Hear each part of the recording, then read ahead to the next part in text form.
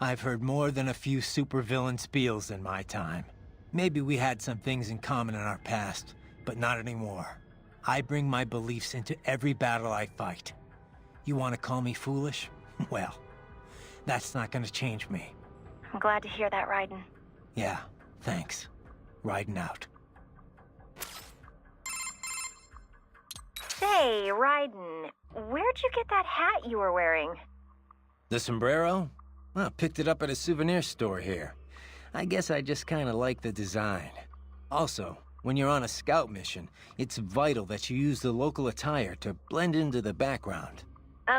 Yeah. I think it looked pretty good on you. You looked like some kind of mariachi singer. Oh, you think so? Yep. Only, that's kind of a problem too. How so? Well, I mean, that sombrero really is meant to be part of a mariachi costume. Mexicans don't wear hats like that normally. Come on. The guy at the shop told me I'd look just like a local. Yeah, a local tourist maybe. Look, you might see a lot of Mexican men wearing sombreros during their daily routines, but, nothing like that. They'd go for something a lot more simple and compact. Something not all that different from cowboy hats in the Old West. Are you sure? I don't know if it's true or not, but I have heard one theory about the modern cowboy hat. They say it's based on the sombreros the original Western settlers brought from Mexico. Of course, cowboy hats come in all shapes and sizes, so you can't really say a specific one's the cowboy hat. Huh. Well, now I know why the locals were so eager to get a look at me. That wasn't the hat. By the way, Raiden, have you ever eaten nopalitos? They're typically called nopales. Huh. Oh, like that street vendor was selling. Nope. No pales. Well, that's too bad. You really ought to try some while you're in the area. Yeah, but it's from a cactus, right? Doesn't it taste all thin and watery? Not at all. It's kind of like the flesh of aloe vera leaves, or the seaweed used in Japanese cooking. It's got this really soft but crunchy texture, and it's really versatile. You can eat nopales as is in a salad, saute them, stir-fry them with steak, put them in tacos. You can even toss them in a blender to make some juice. I had no idea. Tell me about it. I got hooked after Boris took me to this one Mexican restaurant. After that, I just had to learn more about them. Ooh, for example, they're really low in calories. They also have lots of soluble and insoluble fiber, which not only promotes digestion, but is great for maintaining healthy cholesterol and blood pressure levels. It's even thought to help prevent intestinal cancer. It's packed with healthy stuff too, like vitamins B and C, potassium, and iron. Okay, I get it. It's good for you. So how does it taste? Huh? I just told you. Never mind. Probably can't capture any food down here anyway. Not that I'd need to. My muscles run on fuel cells, and I've got enough blood sugar to keep my brain running for another week. Well, you can still eat though, right? Yep. So, how about we all go out for Mexican once you're done? Food's a lot more than just an energy supply, you know? It's meant to be enjoyed. With that, I agree. Raiden, can I ask you something? Sure. What is it? Just wondering, why'd you join Maverick in the first place? Well, Boris and I go way back. Our first time working together was rescuing Sunny.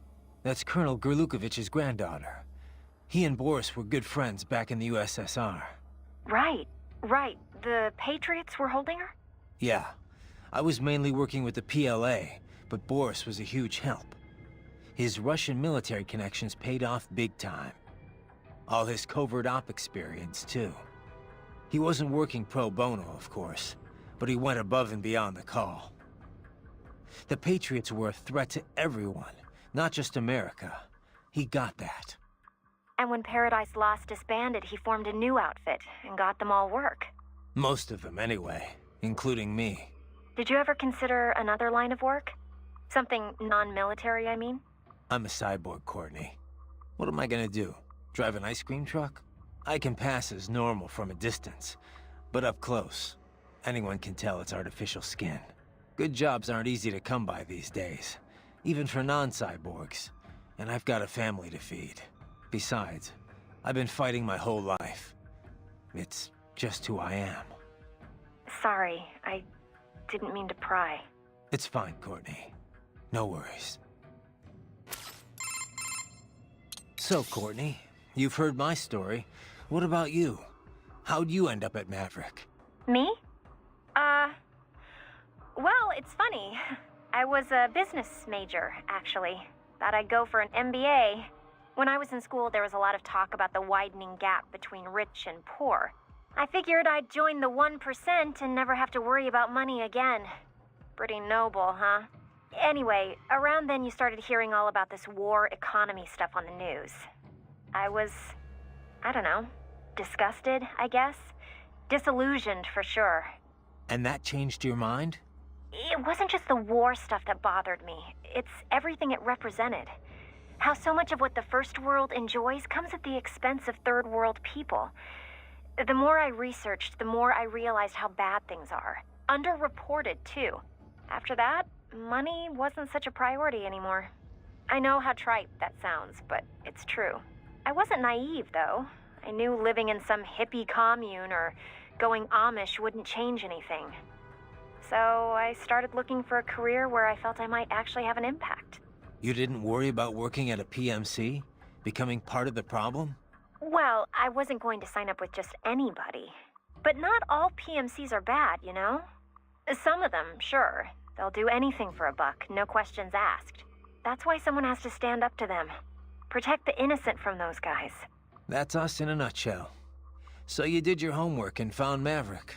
Honestly, it was more dumb luck than anything else. I had a friend who knew I was interested in this kind of work who was also friends with Kevin. They introduced us, we set up a meeting, and here I am. That's right. I always forget you and Kev went to the same school. Huh. Definitely not your typical path to joining a PMC, that's for sure. I really am here to fix the world. I know it's a cliché, but there it is. Well, I for one am glad to hear it. So how's it been since you joined Maverick, Courtney? About what you expected? Not even close. I had no idea what I was signing up for. You deal in a lot of expensive weapons and equipment that can save people's lives. But at the same time, you can't just ignore the bottom line. You catch yourself measuring lives in dollars and cents. Yeah. The business side can get pretty messy. Messy is right. But I won't just ignore it. I can't make informed decisions without confronting the ugly realities. Not an easy burden to bear, Courtney. Well, if it ever gets to be too much, I'll reconsider. But for now, I'm fine. I can handle it. What's up? No? Did you need anything else? No, guess not. Just wanted to hear the sound of your voice. Oh, save it for your wife, Raiden. Remember now, Raiden. Left hands. Recover as many as you can. I got it, Doc. I got it. I'll bring back all the flash memory you can handle. Holographic memory. It's very different from standard semiconductor memory, you know. Yeah. But it's still solid-state storage, right? Well, yes, but they are perhaps more different than they are similar. Holographic memory utilizes the same optical interference that holograms rely upon. Right. That image is used to appear 3D. Traditional media reads and writes bits on a two-dimensional surface in linear fashion. Holographic memory, however, does this in 3 dimensions, using light at different angles. And that gives you... what? Speed.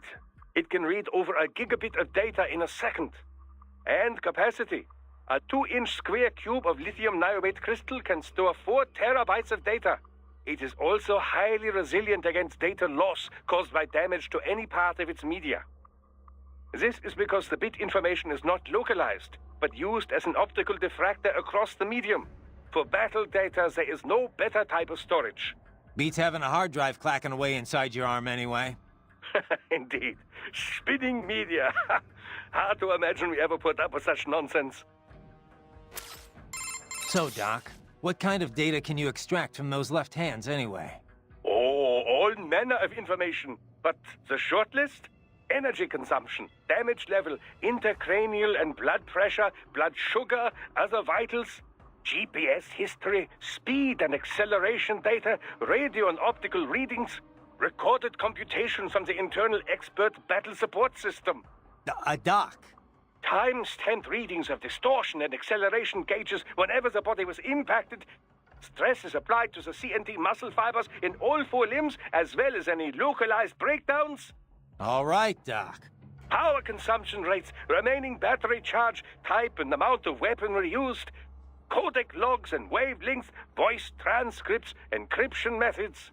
Okay, Doc, okay. Sorry I asked. As a field of technology, cyborg warfare is still in its infancy, you know. It is my duty as an engineer to collect and analyze as much data as possible for every conceivable situation. The resulting database will help drive future technology, both modifications and advances. Makes sense. But why the left hand? Why store it all there? Accessibility. A unit can remove it with its own right hand, or it can be recovered if the unit is damaged.